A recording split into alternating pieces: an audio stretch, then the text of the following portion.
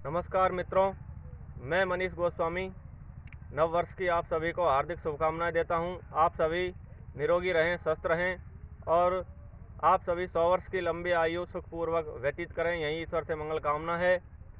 और आज वनौषधि चर्चा में फिर आपको एक दिव्य वनौषधि का परिचय करवाने जा रहा हूं, जिसे संस्कृत में अपामार्क कहते हैं और लैटिन भाषा में इसका नाम एकाइरेंथस एस्पेरेगस है। तो मित्रों, इसकी हमारे आयुर्वेदाचार्यों ने बहुत ही सुंदर व्याख्या की है इस आयुर्वेदिक वनौषधि की। इसे लटजीरा, औंध झाड़ी और ओंगा आदि कई नामों से जाना जाता है। ग्रामीण भाषा में अक्सर इसे ओंगा कहते हैं और आप सभी इसे ध्यानपूर्वक इसकी पहचान करें, ध्यानपूर्वक एक बार देख लें, जिससे यह आपको उपयोग करने में कोई कठिनाई ना हो। मित्रों, यह वनौषधि, इसका नाम अपामार्क है। इसका नाम अपामार्क इसलिए है क्योंकि यह रोगों का रास्ता बंद कर देती है, मनुष्य शरीर में रोगों का प्रवेश निषिद्ध कर देती है। वनौषधि का बहुत ही सुंदर उपयोग मुखगत रोगों में किया गया है। हमारे मुख के जो रोग हैं, दांतों संबंधी दंत रोगों में इसका बहुत ही सुंदर प्रयोग है कि आपके दांतों में कैविटी हो जाती है या फिर आपके मसूड़ों से खून आता है, मसूड़े पक जाते हैं और आपको पायोरिया जैसी दांतों की घातक बीमारी हो जाती है, उसके लिए यह रामबाण से कम नहीं है। इसका आप उपयोग अवश्य करके देखें। दांतों के पायोरिया रोग के लिए आप इसकी मूल की इसे जड़ सहित उखाड़ कर इसकी जड़ की मंजन दांतून कर सकते हैं बनाकर। आप इसे कोमल टहनी को लेकर इस तरह की इसकी टहनी लीजिए, इतनी मोटी, और उसको आप चबा कर उसकी दातुन बना लीजिए। ये मैंने एक टहनी ले ली। तो आप अगर शहरी क्षेत्र में रहते हैं तो आप कहीं से इसकी टहनियाँ ले आइए। अगर सूख जाए तो भी कोई बात नहीं है, आप उन्हें पानी में डाल दो रात्रि को और प्रातः वो आपको उसकी दतवन बनाने में दिक्कत नहीं आएगी, क्योंकि वो भीग कर फूल जाएगी। तो आप उसकी टहनी की भी दातुन कर सकते हैं। अगर आप कुछ महीने निरंतर इसकी दातुन करोगे, दांतों की इससे सफाई करोगे, तो यह समस्त प्रकार के जितने भी दांतों के रोग हैं उनको जड़ से साफ कर देगी।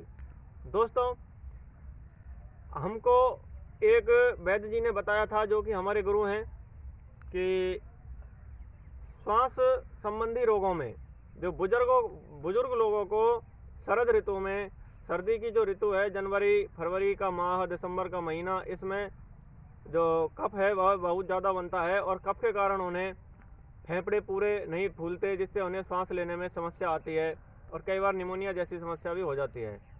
तो उसके लिए मित्रों, इसका बहुत ही सुंदर प्रयोग है कि आप इसकी जड़ ले लें, इसकी मूल को उखाड़ कर और उसको साफ कर उसके टुकड़े कर पानी में उबालें, छील कर। पानी में उबालने के पश्चात उसकी कुछ गर्म गर्म घूंट पिएं, 2-3 घूंट उसमें से पी लें और उसका गरारा करें। तो आप देखोगे कि उससे आपका जो जिनको श्वसन रोग है उनका कफ बाहर निकल जाता है। इसका प्रयोग हम सिर्फ 3 दिन करवाते हैं और उसके बाद में जो श्वसन तंत्र संबंधी आयुर्वेदिक औषधियाँ हैं उनका उपयोग करवाते हैं। लेकिन इतने मात्र से भी कफ बाहर निकल जाता है। तो साथ में अगर आयुर्वेदिक औषधियों का सेवन करते हैं तो 70% तक जो कितना भी कठिन से कठिन श्वास रोग है उसमें लाभ होता है। दोस्तों, हमारे तांत्रिक ग्रंथों में भी इसका बहुत ही एक सुंदर प्रयोग वशीकरण के लिए या सम्मोहन के लिए बताया गया है। सम्मोहनार्थ आप इसकी जड़ को रवि पुष्य नक्षत्र में या किसी भी शुभ दिन सोमवार को इसका पूजन कर हल्दी चावल आदि से और उखाड़ कर अपने साथ ले जाएं। उसके बाद में उसको गाय और बकरी के दूध में घिसने के बाद में आप उसका तिलक करिए घिसकर पत्थर पर। तो आप देखोगे कि यह सम्मोहन करेगी, लेकिन इसका कोई भी दुरुपयोग नहीं किया जाए, क्योंकि यह वनौषधियों के प्रयोग हैं जो भलाई के लिए होते हैं।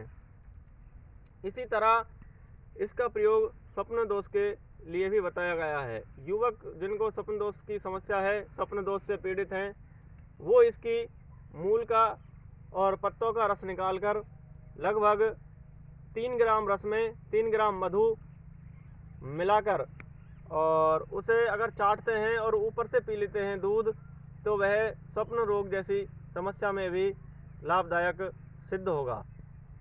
हमारे एक साथी इसका बहुत ही अच्छा हमको प्रयोग बताते हैं। वो प्रयोग इस तरह से है कि हमारे बहुत से भाई हैं जिनको भस्मक रोग होता है। भस्मक रोग एक इस प्रकार का रोग है जिसमें भूख बहुत ज़्यादा लगने लगती है और जाठराग्नि है वह दूषित होने के कारण ये रोग होता है। तो इसमें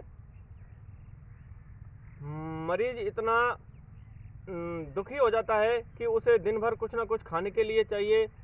इधर 10-12 रोटी या आई और उधर साफ मामला।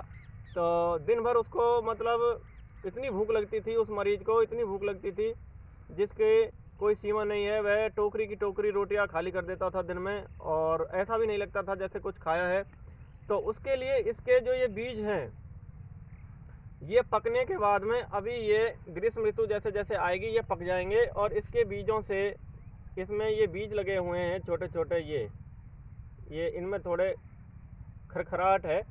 इन बीजों को कूट कर इकट्ठा करिए और इनका चावल निकाल लीजिए। उस चावल की अगर खीर बनाकर आप खाली पेट प्रातः नित्य सेवन करते हैं तो यह भस्मक रोग में भी बहुत ही फायदेमंद है। इसके बीज और गूलर के फल की दोनों की अगर एक साथ मिक्स कर खीर बनाई जाए और उसका सेवन किया जाए तो यह भस्मक रोग में भी रामबाण सिद्ध होगा। इसी तरह इसके अनेकों सुंदर प्रयोग हैं, तो इसका आप लाभ उठाइए। और दोस्तों, इसे अपने घर के गमले में भी स्थान दे सकते हैं आप, जिससे आपको ताज़ा इसकी दातुन मिलेगी, ताज़ा इसका मूल मिलेगा। इसकी मूल की दातुन करने से जिह्वा पर सरस्वती विराजमान होती है, ऐसा बुजुर्ग लोग बताते हैं। क्योंकि यह एक बहुत ही दिव्य वनौषधि है, इसलिए हमें इनका सम्मान भी करना चाहिए। जय हिंद, जय भारत।